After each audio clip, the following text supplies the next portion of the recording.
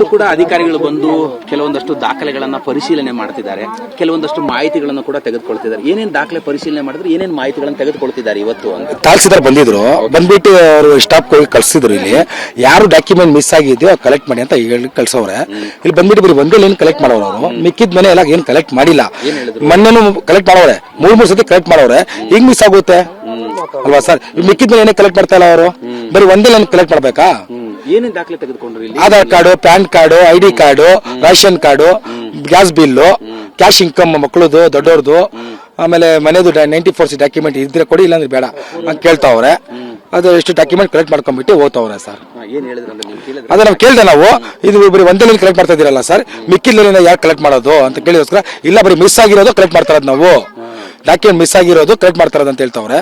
ಮೂರ್ ಸತಿ ಕಲೆಕ್ಟ್ ಮಾಡವ್ರೆ, ಒಂದ್ಸತಿ ಕಲೆಕ್ಟ್ ಮಾಡಿಲ್ಲ ಅವರು. ಸರ್ ಟೋಟಲ್ 11 ಮನೆ ಮಾಡವ್ರೆ ಸರ್. ಇವಾಗ ಮಾಡಿರೋದು 10 11 ಮನೆ ಮಾಡವ್ರೆ ಸರ್. ಇನ್ನು ಮಿಕ್ಕಿದ್ದನ್ನು ಏನ್ ಹೇಳಿಲ್ಲ, ಬರೀ ಮಿಸ್ ಆಗಿರೋದು ಮಾಡ್ತಿರೋದು ಅಷ್ಟೇ. ಎಲ್ಲ ಮಾಡಿದೀವಿ, ಎಲ್ಲ ಆಗಿದೆ, ಬರೀ ಮಿಸ್ ಆಗಿರೋ ಡಾಕ್ಯುಮೆಂಟ್ ನಾವು ಕಲೆಕ್ಟ್ ಮಾಡ್ತಾ ಇರೋದು ಅಂತ ಹೇಳ್ತೀವಿ. ಹೋಗ್ಬಿಟ್ರು ಸರ್ ಅವರು. ನಿಮ್ಮ ಹೆಸರು ಹೇಳಿ ಸರ್? ಅಬ್ದುಲ್ ಖಾದರ್ ಅಂತ ನಮ್ಮ ಹೆಸರು. ಈಗ ಸರ್ಕಾರ ಇವತ್ತು ಅಂದ್ರೆ 2ನೇ ತಾರೀಕು ಇಲ್ಲ 1ನೇ ತಾರೀಕು ಮನೆಗಳನ್ನ ಕೊಡ್ತೀವಿ ಅನ್ನೋಂತ ಮಾತುಗಳನ್ನು ಹೇಳಿದ್ರು. ಇನ್ನು ಕೂಡ ಅದ್ರ ಬಗ್ಗೆ ಒಂದು ಕ್ಲಾರಿಟಿ ಬಂದಂಗಿಲ್ಲ. ಅಂದ್ರೆ ಯಾರಿಗ್ ಕೊಡ್ಬೇಕು, ಯಾರಿಗ್ ಕೊಡಬಾರದು, ಎಷ್ಟು ಜನ ಕೊಡಬೇಕು ಅನ್ನೋಂಥದ್ದು ತಾವ್ ಏನ್ ಹೇಳ್ತೀರಿ? ಈಗ ಸರ್, ಈಗ ಸರ್ಕಾರ ಘೋಷಣೆ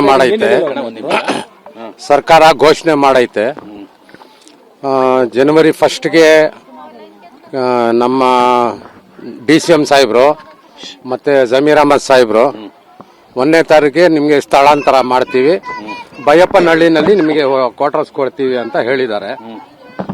ಆಮೇಲೆ ಅವತ್ತಿಂದಾನೆ ಸಾಹೇಬ್ರು DCM ಸಾಹೇಬ್ರು ಬಂದಿದ್ದ ದಿನದಿಂದ ಇಲ್ಲಿ ವೆರಿಫಿಕೇಶನ್ ನಡೀತಾ ಇದೆ.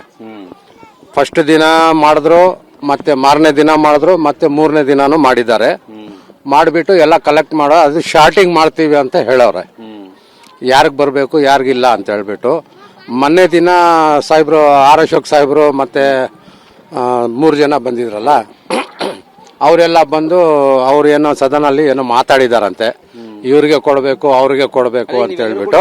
ಇವತ್ತು ಮನೆ ಕೊಡ್ತಾರೆ ಅನ್ನೋ ನಿರೀಕ್ಷೆಯಲ್ಲಿ ಇದ್ರಿ? ಅಂದ್ರೆ ಹೌದು ಸರ್, ನಮ್ಗೆ ಭರವಸೆ ಇತ್ತು ಸರ್, ಇನ್ನು ಬಂದಿಲ್ಲ. ಅದು ಮೊನ್ನೆ ದಿನ ಅವರು ಅಶೋಕ್ ಸಾಹೇಬ್ರು ಹೇಳಿದಕ್ಕೆ ಅದು ತಡೆ ಆಗಿದೆ. ತಡೆ ಆಗ್ಬಿಟ್ಟು ಅದು ಏನ್ ಮಾತಾಡಿದಾರೋ ಯಾವ್ದು ಪಕ್ಕಾ ಇಂಟಿಮೇಶನ್ ನಮಗ್ ಕೊಡ್ತಾ ಇಲ್ಲ. ನ್ಯೂಸ್ ಮುಖಾಂತರ ತೋರಿಸ್ತಾವ್ರೆ. ಮತ್ತೆ ಇಷ್ಟು ಜನಕ್ಕೆ ಕೊಡಬೇಕು ಬಂದಂತವ್ರು ಯಾರು ಹೇಳ್ತಿದಾರ? ಏನು ಯಾವಾಗ ಕೊಡ್ತೀವಿ, ಯಾವಾಗ ಸಿದ್ಧತೆ, ಏನಾದ್ರು ಮಾಹಿತಿ ಸಿಗ್ತಾ? ಅದೇ ಸರ್, ಮೊನ್ನೆ ಬಂದಿದ್ರಲ್ಲ ಅಧಿಕಾರಿ ಸಾಹೇಬ್ರು, ಅವರು ಜಾಸ್ತಿ ನಮ್ಮ ಕನ್ನಡದವ್ರಿಗೆ ಯಾರಿಗೂ ಮಾತಾಡಿಲ್ಲ. ಅವರು ಯಾರ್ಯಾರೋ ಅಲ್ಲಿ ಮಧ್ಯದಲ್ಲಿ ಸಿಕ್ಕಿದವ್ರಿಗೆ ಅಥವಾ ಯಾರು ಬಂದವರು ಅದು ಅವ್ರಿಗೆ ಗೊತ್ತು. ಯಾಕಂದ್ರೆ ನಾವೆಲ್ಲ ಇಲ್ಲಿ ಇದ್ದೀವಿ, ನಮ್ಗೆಲ್ಲ ಯಾರು ಮಾತಾಡಿಲ್ಲ. ಕನ್ನಡದಲ್ಲಿ ಮಾತಾಡೋರು ಬೇಕೆ ಅಂತ ಹೇಳಿದ್ರು.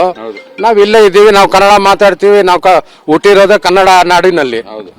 ಅದರಿಂದ ನಮಗ್ ಮಾತಾಡ್ಬೇಕಿತ್ತು, ಬೇರೆಯವ್ರಿಗೆ ಮಾತಾಡೋರೆ ಅದು ನಮಗ್ ಸೇರಿಲ್ಲ.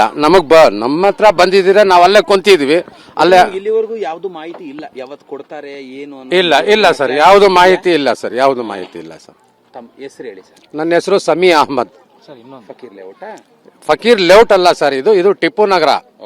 ಇಲ್ಲಿ ಫಕೀರ್ ಅವ್ರು ಇದ್ದಾರೆ ಅಂತ ಹೇಳ್ಬಿಟ್ಟು ಇದು ಫಕೀರ್ ಲೇಔಟ್ ಅಂತ ಹಾಕಿದ್ದಾರೆ. ಫಕೀರ್ ಲೇಔಟ್ ಅಂತ ರಿಜಿಸ್ಟರ್ ಆಗಿಲ್ಲ. ಅದು ಇದ್ರದ್ದು ಟಿಪ್ಪು ನಗರ್ ರಿಜಿಸ್ಟರ್ ಆಗಿದೆ ಸರ್. 290T ಬಸ್ ಇದೆ ಸರ್.